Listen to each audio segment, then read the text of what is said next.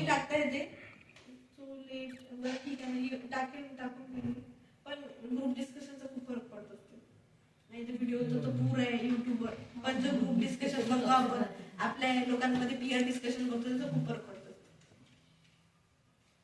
इथे पण election commission बद्दल म्हटलेलं आहे तो मी आली होती तेव्हाही तुम्हाला सांगितलं होतं की हा आर्टिकल येते म्हटलं आज 5च्या वेळा आला होता राज्यसभेच्या याच्यामध्ये आणि जेव्हा आपण फीस घेतली होती इथे तेव्हा पण हा आर्टिकल सांगितलं होतं म्हणजे आपले सेन्सेस उघडे ठेवायचे आपल्याला भेटते काही नाही काही कशी आर्टिकल असे असतात की करंट रिलेटेड विचारले जातात आता हेच निवडणूक आहे ना निवडणूक करंट मध्ये जोडी आहे ते एव्हरग्रीन बॉडी आहे तसं नाही आता तिचा अध्यक्ष नवीन निवडला गेला ना आणि ते वादी चालू होता हायकोर्टात अशा ज्या युपीएससी सारख्या जेव्हा लँग्वेज कमी ह्या ज्या असतात बॉडी ह्या न्यूज मध्ये इलेक्शन कमिशन झालं आपले लोकसभा राज्य हे एव्हरग्रीन बॉडी आहे याच्यावर देशात चालू आहे पण या नेहमी न्यूज मध्ये राहतातच आणि ते कसे एक आर्टिकल आहे की म्हणजे कंपनीसाठी सांगत आहे की जास्त करून याचा फोकस पहिले घटना निर्मिती कशी झाली आणि सेकंड की जास्त करून याचा राज्यावर फोकस असते म्हणजे राज्यावर फोकस याच्यासाठी असते की परीक्षा राज्यांची असते नाही राज्याचा पेपर असतो ना त्याच्यामध्ये थोडं त्याच्यात जरा सेंट्रल असते आणि कंबाईन असते ना कंबाईन म्हणजे जास्त करून लोक म्हणतात कंबाईनची काठिण्य पातळी छोटी आहे पण असं हायकोर्ट ऍडव्होकेट जनरल वर विचारलं होतं म्हणजे स्टेट आणि स्टेटच्या बॉडी ज्या काही आहे त्याच्यामुळे इथे पण जिल्हा परिषद ग्रामसभा आहे ना याचा आर्टिकल 243 मध्ये आर्टिकल्स म्हणजे असं म्हटलं ना पॉलिटीमध्ये आर्टिकलचा भरणा आहे परंतु आपण तुम्हाला माहिती आहे डीपीएसपी आपण शब्दाने शब्द पाठ नाही करत मी नंतर मग डेलिबरेटली पाठ केले होते म्हणजे याच्यामध्ये इम्पॉर्टंट आर्टिकल 44 तो युनिफॉर्म सिव्हिल कोड वाला नंतर ग्रामपंचायत वाला आर्टिकल 40 नंतर 42 जो आहे तो मॅटर्निटी बेनिफिट साठी आहे 41 जो आहे सोशल सिक्युरिटी साठी आहे हे सगळे आर्टिकल विचारलेले आहेत आणि ते मेन्स मध्ये तर अक्षरशः जोड्या लावायला येते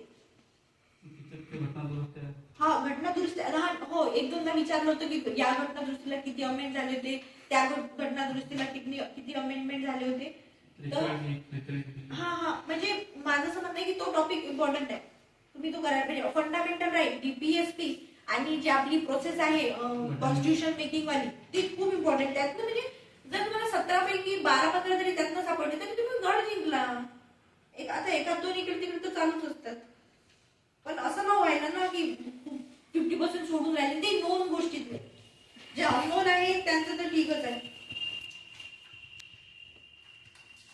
सायन्स भारी लोक करतात पण करायचं आणि सायन्स करताना जर तुम्हाला नाही जमलं ना फक्त पीवायक्यू अनालिसिस करा आपण करतो पीवायक्यू अनालिसिस ते जरी फॉलो करू की सायन्सचे कसे खूप बुक्स आहेत खूप म्हणजे खूपच बुक्स आहेत तुम्ही एखादा पीएचडी होल्डर जरी आणला ना त्याचा पेपर दिला तोही आपल्या राज्याचा पेपर सॉल्व्ह नाही करू शकत कारण की त्याचं जे आहे ते एखाद्याच याच्यामध्ये ते विषयामध्ये आणि हे खूप सारे क्वेश्चन विचारतात आणि मी ह्या ज्या तुम्हाला ट्रिक्स अँड टिप्स सांगितले होते ह्या मॅथ्स आणि ऍप्टिट्यूड साठी ह्या याच्यासाठी सांगितलं होतं की तुमचा कॅल्क्युलेशन मला टाइम रिड्यूस होईल कारण की मला आठवते जेव्हा एखाद्या वेळेस 10 क्वेश्चन राहिले आहेत आपला जो काही सेकंद किंवा काही मिनिटं उरले तेव्हा प्रत्येक कॅल्क्युलेट नाही करू शकत त्याच्यामुळे अप्रॉक्स मध्ये एबीसी किंवा 2 सारखे ऑप्शन म्हणजे जेवढं काही लॉजिक लागायचं असेल तेवढं सगळं लॉजिक लावून द्यायचं सगळं पणाला लावायचं आणि त्यातनं काही ना काही काढायचं पण 10 क्वेश्चन पैकी तुम्हाला 3-4 जरी क्वेश्चन भेटले ना तरी तुम्ही खूप केलं खूप म्हणजे खूप कारण की स्ट्रेस मध्ये येऊन काहीच नाही होत त्यात 2-4 क्वेश्चन भेटले खूप भेटले आणि 0.05 चा गेम आहे आल्या अंदर तो पण तुम्ही जर ग्रीडच्या वेगळे झाले तर तुम्ही पूर्ण प्रोसेस मधूनच बाहेर होतो आणि पूर्ण 1 वर्षाचा वेट करावा लागतं आणि 1 वर्षाचा वेट म्हणजे खूप इरिटेटिंग प्रोसेस आणि रिपीटेडली आहे वर्क एज हे रिपीटेड क्वेश्चन आहे हे मी त्याच्यामध्ये पण सांगितले होते की हे वर्क एज वाले रिपीटेड क्वेश्चन आहे आणि हे एकदम लॉलीपॉप क्वेश्चन असतात म्हणजे टॉपिक कोणते करायचे हेही समजलं पाहिजे आपल्याला प्रत्येकच अग्रवाल किंवा हे करून आपण जर टॉपिक जमा करत असू आणि हे जे असतं नाही याला घ्यायचं नाही खूप लोक घेऊन जातात ते डायग्राम खूप इझी असतं ते म्हणजे खूप जण अरे बापरे एवढा मोठा क्वेश्चन आहे सोडा याला नाही याच्या आतमध्ये जायचं ना फाडून टाकायचं काहीच नसते सापडते त्याच्यामध्ये. तेवढं easy असतं. हा हा हा जेवढा मोठा क्वेश्चन तेवढा इझी असते. कारण की ते क्वेश्चन आणि हो काही ना जे असतात ते याच्यावाले सिटी करंटमेंट वाले ते खूप मोठे क्वेश्चन असतात, पण त्यांना वाचायच्या भानगडीत नाही पडायचं. कारण की ते तुमचे क्वेश्चन तुमचा जो टाइम आहे ना तो खायसाठी आलेले असतात. त्यांना वाचायचं नाही. तुम्ही वाचून जरी आन्सर काढलं ना तरी तुमचे 2 मिनिटं वाया गेले असतात. आणि जर तुम्हाला आन्सर नाही आलं मग तर खूपच मोठं नुकसान झालं. 2 मिनिटं गेले, आन्सरही नाही आलं आणि तुम्ही प्रेशर मध्ये येतात ते वेगळं.